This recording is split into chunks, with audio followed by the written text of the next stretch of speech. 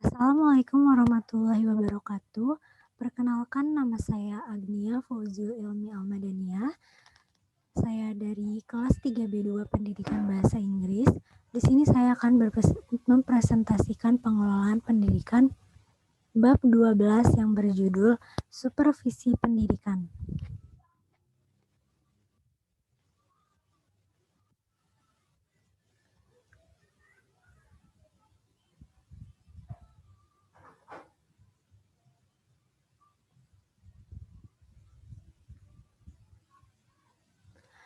Supervisi pendidikan ialah kegiatan yang dilakukan di setiap lembaga atau supervisi manapun. Di lingkungan organisasi atau industri perusahaan, penggunaan istilah supervisi selalu berkaitan dengan kegiatan mengawasi pegawai dan membina pegawai, atau dengan kata lain kegiatan supervisi selalu berurusan dengan orang. Di dalam dunia pendidikan sendiri, supervisi pendidikan adalah kegiatan yang berurusan dengan perbaikan dan peningkatan proses dan hasil belajar. Supervisi pendidikan dalam sistem sekolah yaitu kegiatan yang ditunjukkan untuk memperbaiki dan meningkatkan mutu akademik.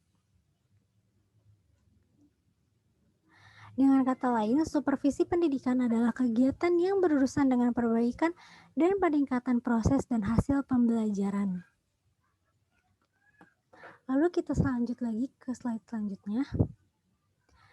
Di sini ada konsep dasar. Yang pertama kita akan membahas tentang konsep supervisi pendidikan.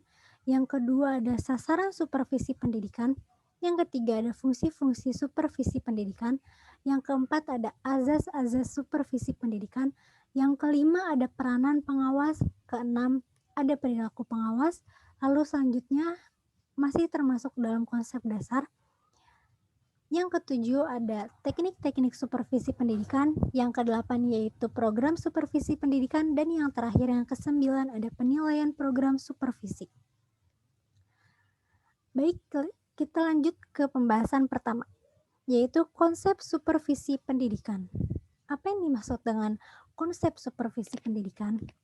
Supervisi pendidikan yaitu suatu supervisi yang berkepentingan dengan upaya peningkatan kemampuan profesional guru yang akan berdampak pada mutu dan hasil pembelajaran.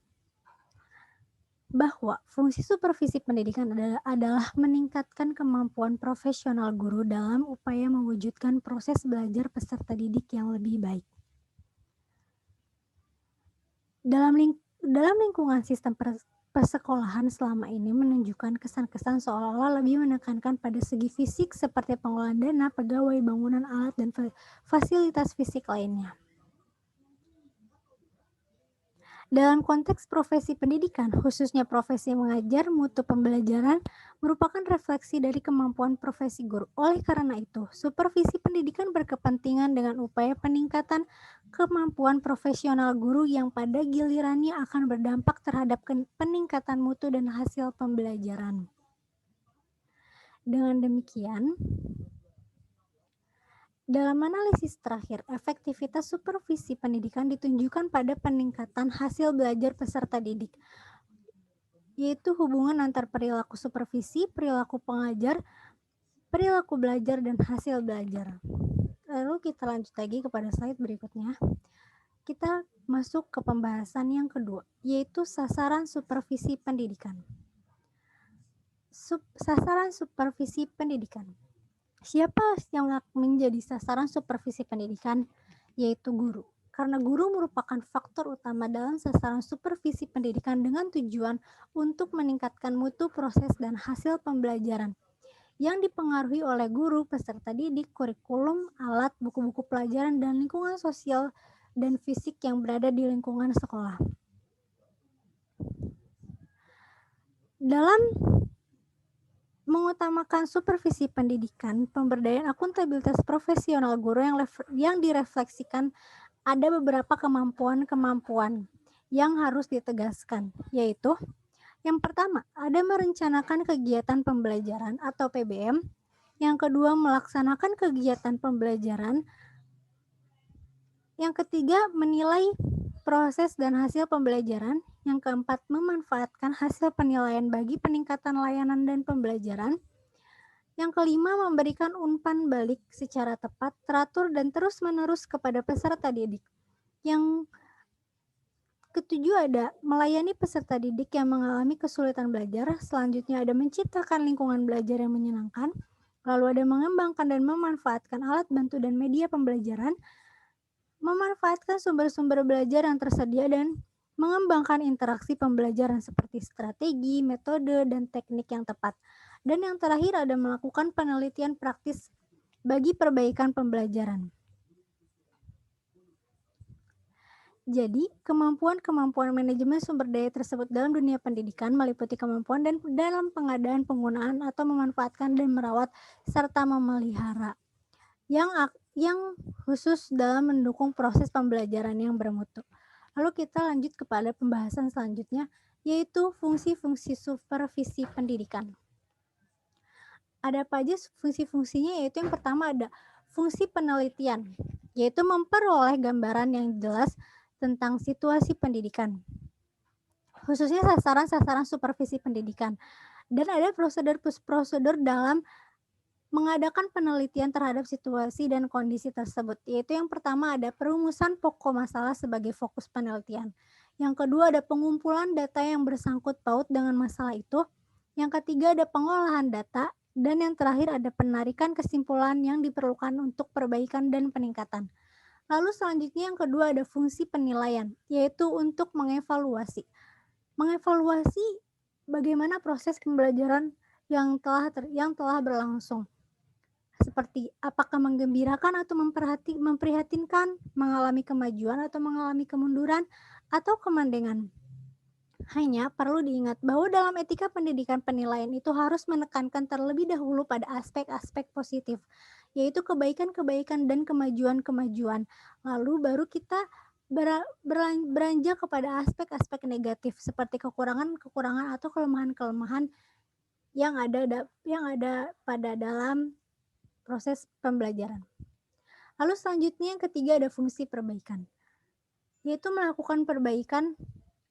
Dalam melakukan perbaikan, ada beberapa langkah-langkah yang harus diambil, yaitu mengidentifikasi aspek-aspek negatif seperti kekurangan, kelemahan, atau kemandengan.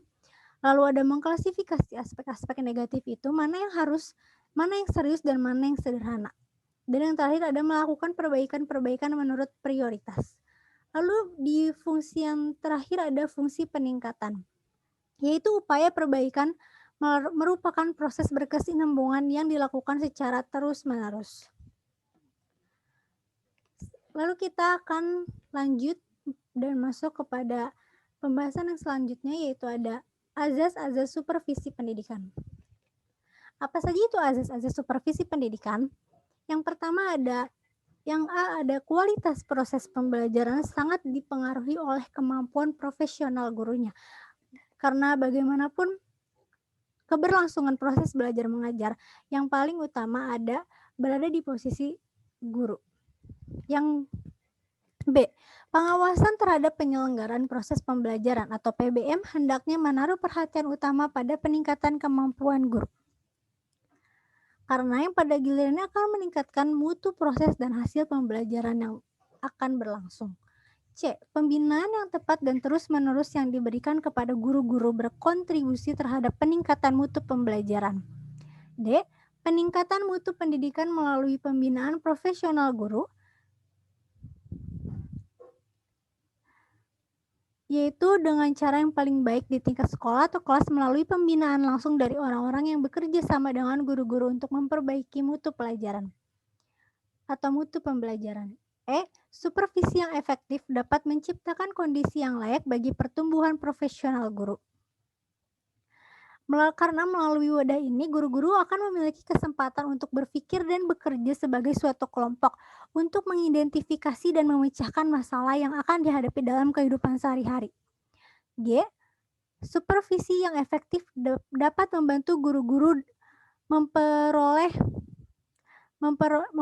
diri, memahami masalah yang akan dihadapi, belajar memecahkan masalah, dan menghadapi situasi-situasi yang akan terjadi dalam kehidupan sehari-hari. H. Supervisi yang efektif hendaknya mampu membangun kondisi yang memungkinkan guru-guru dapat menunaikan pekerjaannya secara profesional. yaitu seperti kesediaan sumber daya pendidikan yang diperlukan untuk memberikan peluang kepada guru dalam mengembangkan proses pembelajaran yang lebih baik. Hal-hal tersebut yang telah dirumuskan merupakan konsep atau teori dan hasil-hasil penelitian yang kebenarannya masih diakui oleh para pakar supervisi sampai saat ini. Para pengawas atau pembina dapat menjadikannya sebagai pedoman untuk membandingkan antara apa yang sebaiknya dilakukan dengan apa yang kenyataannya terjadi. Dengan kata lain, para pengawas harus selalu mengembangkan perilaku pembinaannya sejalan dengan konsep yang diyakini kebenarannya. Kita lanjut kepada pembahasan berikutnya, yaitu ada peranan pengawas. Apa saja peranan pengawas dalam dunia pendidikan? Yaitu yang pertama ada sebagai peneliti, yang kedua sebagai konsultan atau penasehat, yang ketiga fasilitator, yang keempat motivator, dan yang kelima sebagai pelopor pembaharuan. Peranan pengawas sebagai peneliti, artinya seorang pengawas dituntut untuk mengenal dan memahami masalah-masalah pengajaran. Karena itu ia perlu mengidentifikasi masalah-masalah pengajaran dan mempelajari faktor-faktor atau sebab-sebab yang mempengaruhinya. Pengawas sebagai konsultan atau penasehat. Setiap pengawas hendaknya dapat membantu guru dalam melakukan cara-cara yang lebih baik dalam mengelola proses pembelajaran. Oleh sebab itu, para pengawas hendaknya selalu mengikuti perkembangan masalah-masalah dan gagasan-gagasan pendidikan dan pengajaran secara mutakhir. Lalu pengawas sebagai fasilitator. Seorang pengawas harus mengusahakan agar sumber-sumber profesional baik secara material seperti buku dan alat pelajaran maupun sumber manusia yaitu narasumber yang mudah diperoleh oleh guru-guru. Dengan perkataan lain, hendaknya menyediakan kemudahan-kemudahan bagi guru dalam melaksanakan tugas profesionalnya. Lalu sebagai motivator, seorang pengawas harus bisa menjadi seorang motivator untuk memelihara kegairahan kerja guru untuk mencapai prestasi kerja yang semakin baik. Lalu yang terakhir sebagai pelopor pembaharuan, karena seorang pengawas jangan dulu merasa puas dengan cara-cara dan hasil yang telah dicapai. Seorang pengawas harus memiliki prakarsa perbaikan dan meminta guru melakukan hal serupa. Ia tidak boleh membiarkan guru mengalami kejenuhan dalam pekerjaannya karena hasil dari proses pembelajaran itu tergantung pada guru. Karena guru merupakan sasaran utama dalam supervisi pendidikan. Lalu kita akan masuk ke pembahasan selanjutnya, yaitu perilaku pengawas. Bagaimana seorang pengawas harus berperilaku baik? Nah, kualitas perilaku pembinaan profesional guru tergantung pada pemahaman para pengawas mengenai tujuan pembinaan profesional.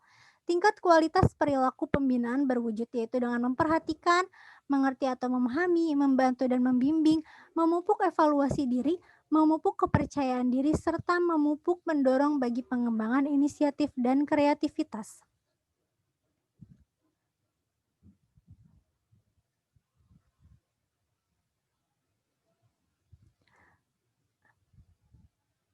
Para pengawas diharapkan mengembangkan perilaku pembinaan profesionalnya pada tingkat tinggi, tuntutan kurikulum, perkembangan iptek, dan membanjirinya informasi mendorong guru-guru untuk memiliki inisiatif dan kreativitas yang tinggi dalam proses pembelajaran siswa. Itu yang harus perilaku yang harus dimiliki oleh pengawas.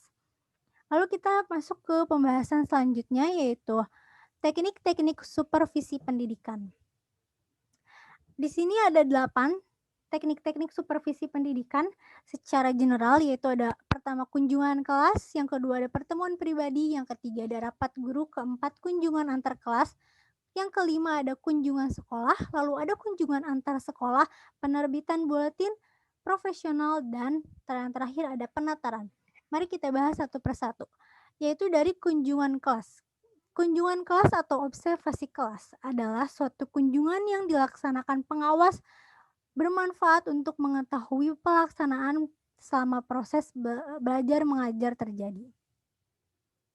Dengan kunjungan kelas, kepala sekolah dan pengawas antara lain dapat seperti menemukan kelebihan atau kekurangan guru, mengidentifikasi keadaan yang dihadapi dalam melaksanakan suatu gagasan pembaharuan pengajaran, secara langsung mengetahui keperluan masing-masing guru dalam melaksanakan proses belajar mengajar, memperoleh data atau informasi yang dapat digunakan dalam menyusun program pembinaan profesional secara terperinci, menumbuhkan kepercayaan diri pada guru untuk berbuat lebih baik.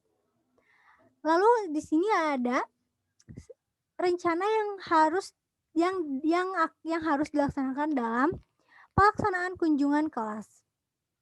Apa saja yang harus dipersiapkan terlebih dahulu, yaitu seperti direncanakan oleh pengawas dan diberitahukan kepada guru yang bersangkutan, direncanakan pengawas tetapi tidak diberitahukan lebih dulu kepada guru yang bersangkutan, direncanakan guru dan guru yang bersangkutan mengundang pengawas untuk mengadakan kunjungan kelas. Ketiga bentuk pelaksanaan kunjungan kelas tersebut memiliki keuntungan masing-masing. Yang penting adalah bahwa guru harus memahami bahwa kunjungan kelas tersebut meningkatkan mutu proses dan hasil belajar mengajar sebagai tanggung jawab bersama dan bukan untuk menemukan kondite. Lalu yang kedua yaitu pertemuan pribadi. Apa yang dimaksud dari pertemuan pribadi? Pertemuan pribadi ialah pertemuan percakapan, dialog, atau tukar pikiran antar pengawas dengan guru mengenai usaha-usaha meningkatkan kemampuan profesional guru. Pertemuan pribadi tersebut merupakan informal, sifatnya informal yang terjadi dalam waktu yang singkat atau agak lama dan dapat diadakan sebelum atau sesudah kunjungan kelas. Proses pertemuan pribadi berisi dialog profesional tentang berbagai hal yang berkaitan dengan upaya perbaikan pengajaran. Pertemuan pribadi di sini juga hanya untuk meningkatkan mutu pembelajaran serta hasil pembelajaran antara seorang pengawas dan guru. Pertemuan pribadi juga dapat dilakukan atas keinginan guru, dan situasi ini guru merasakan adanya masalah yang ingin dibicarakan dengan pengawas. Untuk maksud tersebut, pengawas diharapkan memainkan peran sebagai konsultan atau narasumber dan menjadikan pendengar yang baik. Balik lagi kepada pembahasan yang sebelumnya, yaitu peran-peran pengawas. Peranan pengawas yaitu menjadi sebagai penasehat atau motivator. Lalu ada yang ketiga, ada rapat guru. Rapat guru yaitu merupakan pertemuan antar semua guru dan kepala sekolah yang dipimpin oleh kepala sekolah atau seorang guru yang ditunjuk. Pertemuan ini membicarakan berbagai hal yang menyangkut penyelenggaraan pendidikan terutama dalam proses belajar mengajar. Rapat Dewan Guru merupakan sarana komunikasi langsung antar pengawas dan semua guru serta sesama guru. Karena itu, rapat Dewan Guru merupakan suatu keharusan dalam pembinaan profesional. Mengapa rapat guru harus diadakan? Karena ada beberapa hal yang menyebabkan rapat guru memang harus dilaksanakan, seperti mengatur seluruh anggota staf yang berbeda tingkat dalam dunia pendidikan, mendorong anggota staf agar mengetahui tanggung jawab masing-masing dan berusaha melaksanakannya dengan baik, bersama-sama menentukan cara-cara yang dapat dilakukan dalam memperbaiki proses belajar mengajar, dan meningkatkan arus komunikasi dan informasi di antara anggota staf. Dalam rapat pembinaan seperti ini, yang diutamakan adalah pembinaan dinamika kelompok yang produktif, di mana setiap peserta rapat didorong untuk aktif saling tukar pengalaman dan saling belajar agar menciptakan proses belajar mengajar yang akan berlangsung mempunyai mutu yang lebih baik dari sebelumnya. Lalu ada kunjungan antar kelas. Apa yang dimaksud dengan kunjungan antar kelas? Kunjungan antar kelas sendiri bermaksud untuk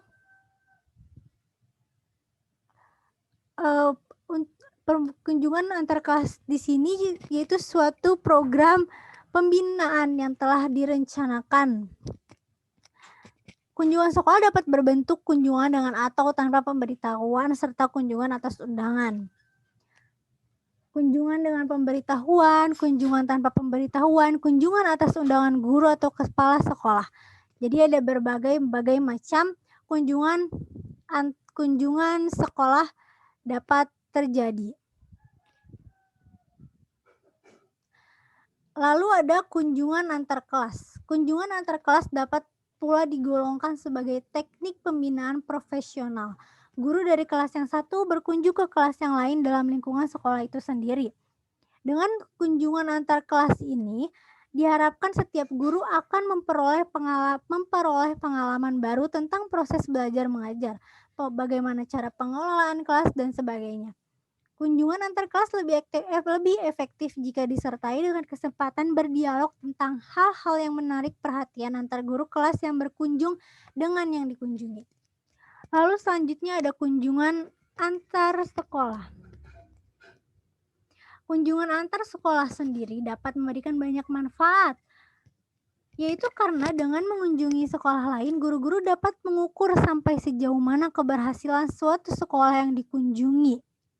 Dan hal-hal yang baik dapat dijadikan contoh yang akan dilaksanakan seorang guru tersebut setelah mendapatkan contoh yang baik tersebut. Lalu yaitu penerbitan buletin profesional. Apa yang dimaksud dengan buletin profesional? Yaitu selembar berkala terdiri beberapa lembar berisi tulisan mengenai topik-topik tertentu berkaitan dengan usaha peningkatan proses belajar mengajar. Buletin profesional sangat praktis karena dapat disebarluaskan dengan jumlah yang banyak dan dapat dibaca baik oleh guru maupun pengawas kapan saja dan di mana saja. Di samping itu, isi buletin dapat dijadikan pula sebagai bahan diskusi di MGBS atau SPKC atau PKG. Dan yang terakhir ada penataran. Penataran dan pembinaan kadang-kadang dianggap sebagai dua hal yang terpisah yang tidak perlu dikaitkan. Padahal, dalam rangka peningkatan mutu, penataran merupakan salah satu teknik yang sering digunakan. Namun karena pandangan yang keliru tersebut, kegiatan penataran sering tidak diikuti dengan usaha pembinaan lebih lanjut. Akibatnya, guru yang mengalami kesulitan waktu menerapkan hasil-hasil penataran tidak mendapatkan bantuan yang diperlukan untuk mengatasi kesulitannya. Salah satu faktor penting yang sangat menentukan keberhasilan seorang penata untuk memperoleh manfaat seoptimal dan seefektif mungkin adalah minat dan kegairahan petatar dalam mengikuti suatu penataran.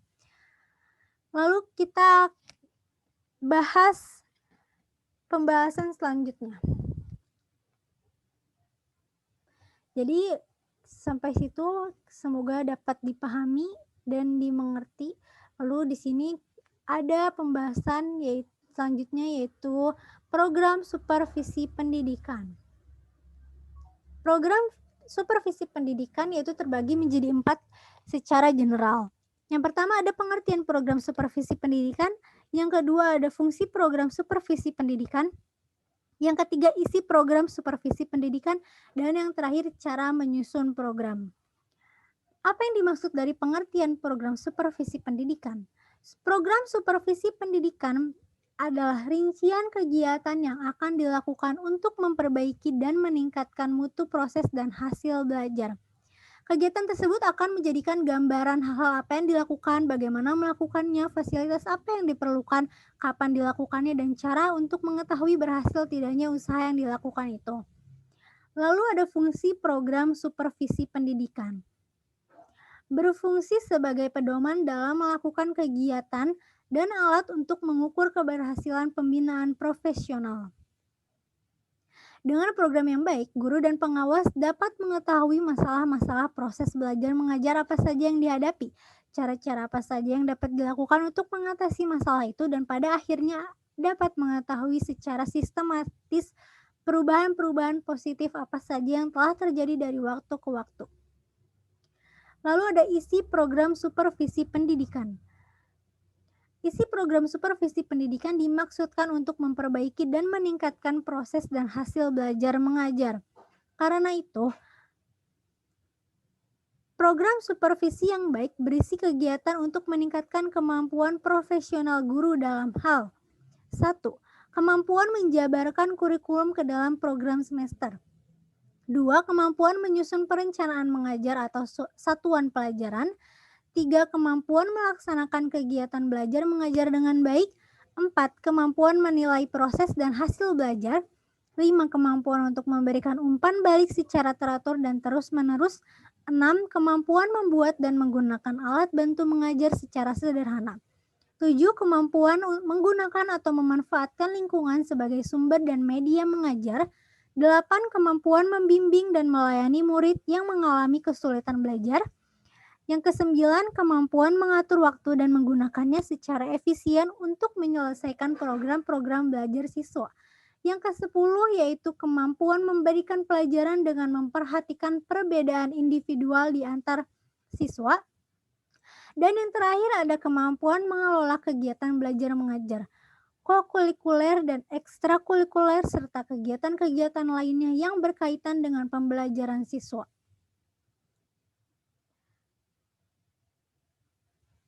Lalu ada yang terakhir, cara menyusun program. Bagaimana untuk cara menyusun program tersebut, bagaimana program supervisi disusun secara baik, secara realistis yang akan dikembangkan berdasarkan kebutuhan setempat di sekolah tersebut.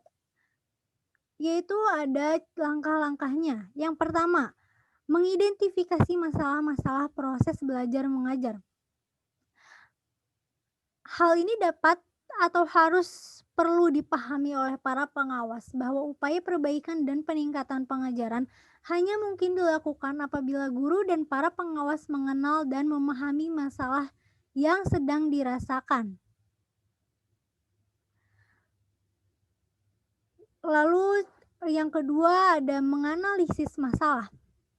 Menganalisis masalah-masalah apa saja yang harus diidentifikasi dan selanjutnya perlu dikaji lebih dahulu dan dengan maksud untuk memahami esensi masalah yang sesungguhnya dan faktor-faktor penyebabnya. Selanjutnya, masalah-masalah tersebut diklasifikasi dengan maksud untuk menemukan masalah mana yang merupakan kasus perorangan guru, masalah mana yang dihadapi oleh kebanyakan guru di sekolah atau wilayah tersebut. Yang ketiga, merumuskan cara-cara pemecahan masalah. Setelah masalah-masalah esensial dipahami dan dikaji faktor-faktor penyebabnya, pengawas bersama guru atau pengawas lainnya melakukan kajian terhadap berbagai cara pemecahan yang mungkin dilakukan. Proses pemecahan masalah seperti dijelaskan yang tadi, hendaknya dilakukan melalui dialog profesional atau dengan pertemuan pribadi. Lalu yang keempat ada implementasi pemecahan masalah.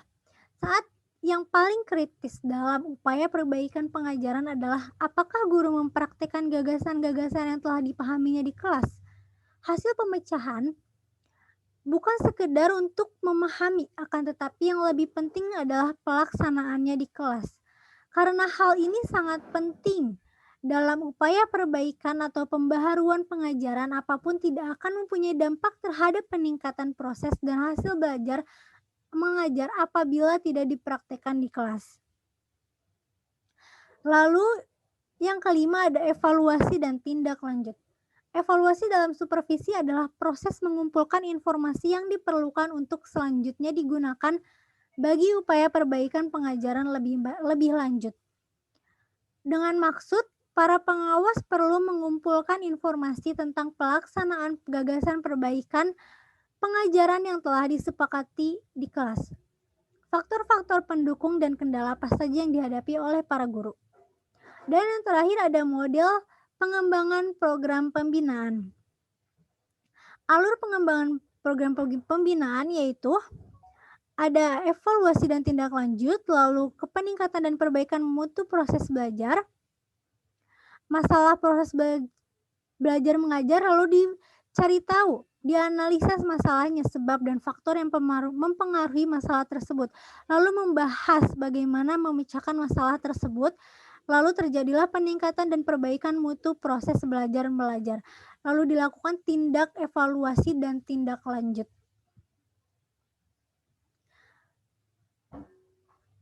Lalu kita akan lanjut memasuki pembahasan selanjutnya, yaitu penilaian program supervisi. Penilaian program supervisi merupakan pembahasan terakhir yang akan saya presentasikan di sini. Keberhasilan suatu usaha hanya dapat diketahui dengan cara mengadakan penilaian terhadap usaha yang telah dilakukan. Dengan penilaian, kita dapat mengukur sampai di mana tujuan sudah atau belum tercapai dan berapa banyak kemajuan atau peningkatan yang dapat dicapai pada setiap usaha. Yang dinilai bukan hanya hasilnya atau produknya saja, tetapi juga prosedurnya. Karena peningkatan hasil tak dapat dilepaskan dari prosedurnya. Penilaian ini harus dilakukan terus-menerus secara kooperatif. Dan keberhasilan dan kekurangan yang masih dihadapi merupakan tanggung jawab bersama. Di sini lalu ada yang pertama, ada kriteria keberhasilan pelaksanaan program supervisi, yaitu program supervisi pada dasarnya berisi segala bentuk usaha yang sifatnya memberikan bantuan, nasihat, dorongan, dan kesempatan kepada guru-guru untuk meningkatkan kemampuan profesionalnya agar mereka mampu melaksanakan tugas utamanya dengan lebih baik, yaitu memperbaiki dan meningkatkan mutu proses dan hasil belajar mengajar. Lalu ada pihak yang menilai. Setiap pihak terlibat dalam proses supervisi. Karena semua pihak harus mengetahui keberhasilan dan kegagalan dari setiap usaha yang telah dilakukan. Dengan demikian, guru, kepala sekolah, dan pengawas merupakan pihak yang menilai atau seseorang yang harus bisa menilai. Lalu ada teknik dan alat penilaian. Teknik dan alat penilaian apapun yang digunakan, efektivitasnya tergantung pada tujuan penilaian itu sendiri. Oleh karena itu, para pengawas hendaknya memilih teknik dan alat penilaian yang relevan dan praktis. Ada beberapa yang disarankan dalam penggunaan teknik dan alat penilaian, yaitu observasi, wawancara, angket, skala penilaian, laporan. Observasi. Mengapa observasi? Karena alat ini dapat digunakan waktu melakukan kunjungan kelas, menghadiri rapat guru, atau menghadiri pertemuan kelompok kerja. Observasi itu merupakan alat yang paling mudah untuk dilakukan kapan saja dan di mana saja. Lalu wawancara. Karena wawancara dapat digunakan untuk mendapatkan informasi tentang refleksi, pemahaman, dan pengalaman seseorang guru dalam kegiatan belajar mengajarnya. Angket. Angket merupakan daftar pertanyaan yang memerlukan jawaban objektif dari pengisinya. Lalu skala penilaian. Skala penilaian merupakan daftar pernyataan yang menggambarkan suatu keadaan, di mana responden tinggal membubuhkan tanda checklist pada tingkat skala yang cocok sesuai dengan data yang dikumpulkan, maka pengawas dapat menyusun sendiri skala penilaian tertentu. Dan ada laporan. Para pengawas meminta laporan hasil belajar siswa, laporan daya serap, laporan hasil evaluasi belajar lainnya. Pengawas dapat menganalisis dari data tersebut untuk mengetahui mata-mata pelajaran apa saja yang menunjukkan hasil memadai dan mata-mata pelajaran apa saja yang menunjukkan hasil yang masih kurang. Dan yang terakhir ada pemanfaatan hasil penilaian dan tindak lanjut. Bertitik tolak dari hal-hal yang positif.